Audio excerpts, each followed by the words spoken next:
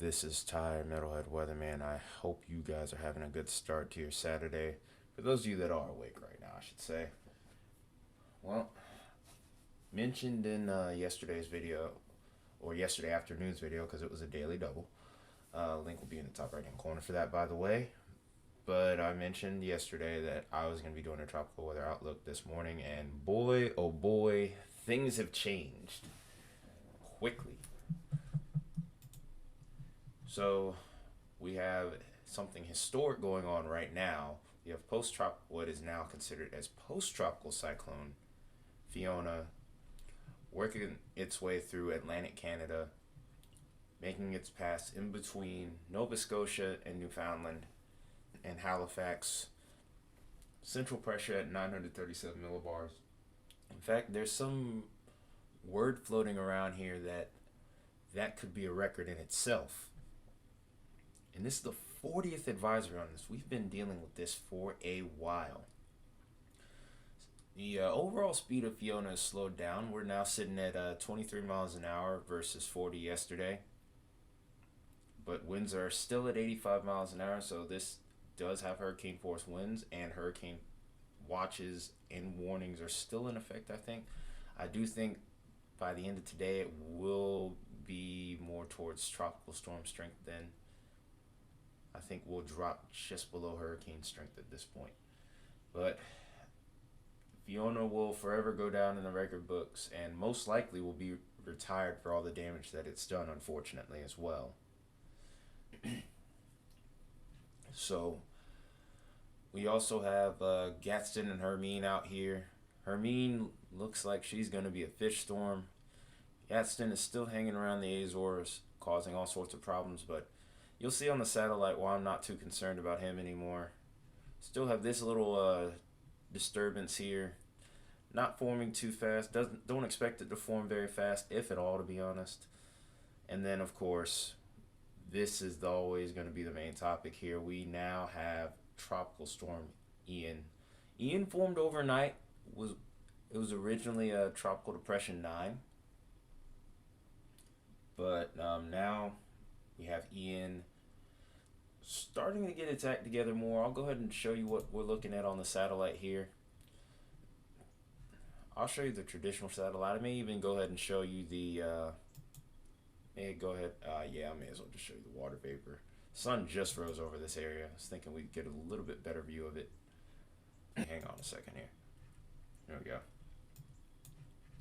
So if you look at Ian in particular now, you can see clearly that towards the beginning of our images here, that right side, the eastern half of the storm wasn't looking too impressive, but now the storm is really starting to breathe out and get its act together. I think we will see this storm start to strengthen further, and we'll see an increase in wind speed by the 11 o'clock advisory. They just issued a intermediate advisory at 8 a.m. my time. But you can almost see storm starting to breathe out further. You can almost see somewhat of a center of circulation now, and that eastern half is starting to really become more organized. Now, what will this mean is in regards to the trek? I'll kind of get into that in a little bit. I don't think too much has changed. In fact, if anything, more confidence has grown around the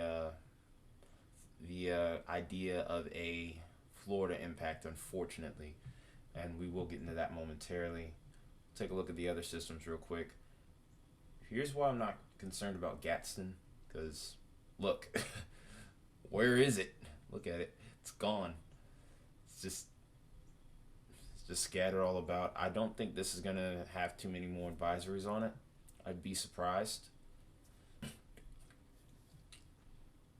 And then here is Hermine, not doing too well either. I don't expect her to last much longer. And then here's our tropical wave right here. Very disorganized. Has no real it shows no real signs of forming anytime soon. So we'll have to watch, but we'll still watch it, see what she does or see what it does. I have to actually look and see what the J name storm would be, but I honestly don't see this getting here. But anyway, let's go ahead and take a quick look at post-tropical system entity Fiona, because technically right now it still would be a hurricane. So off the latest advisory here, looks like the current track right now, we still have a few hurricane warnings in effect.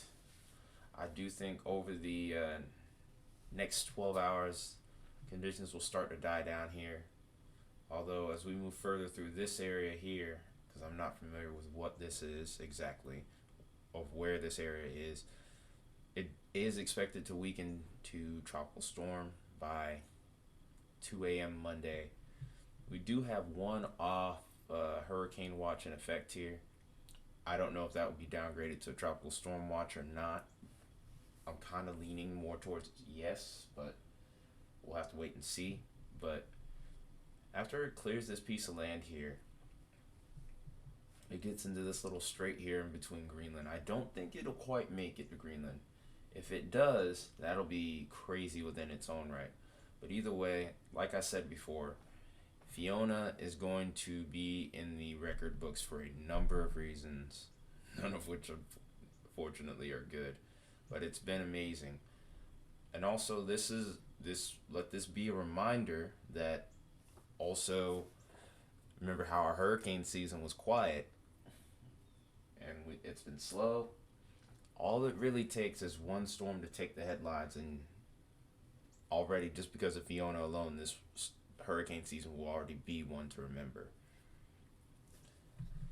Now that we've talked about Fiona, let's go ahead and talk about Ian.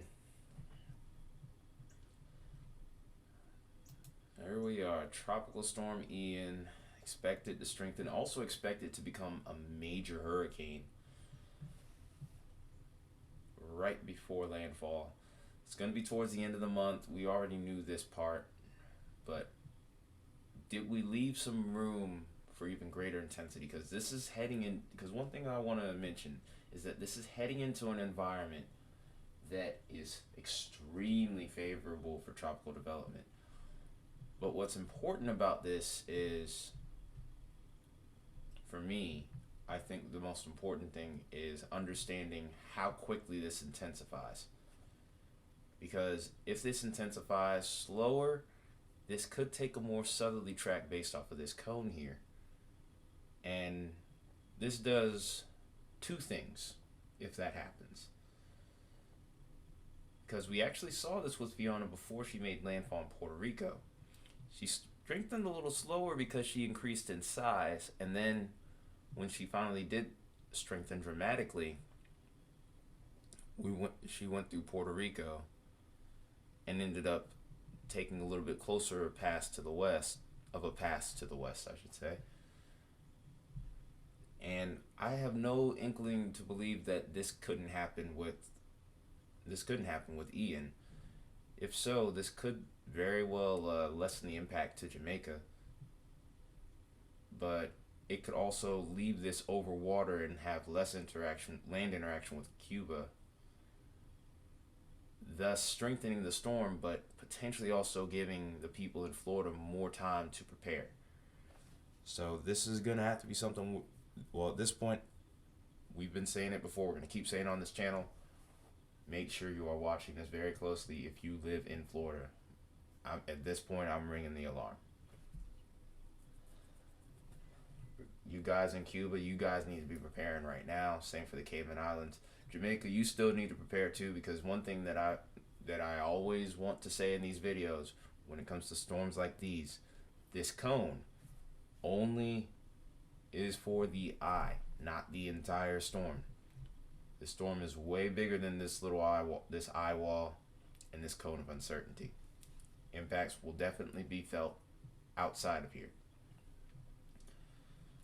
And then, of course, as you can see here, by Wednesday, this is slated to become a major hurricane, at least Category 3 with 115 miles an hour. This could be, I do think there is some room for strengthening, and we'll look at the spaghetti models to determine that.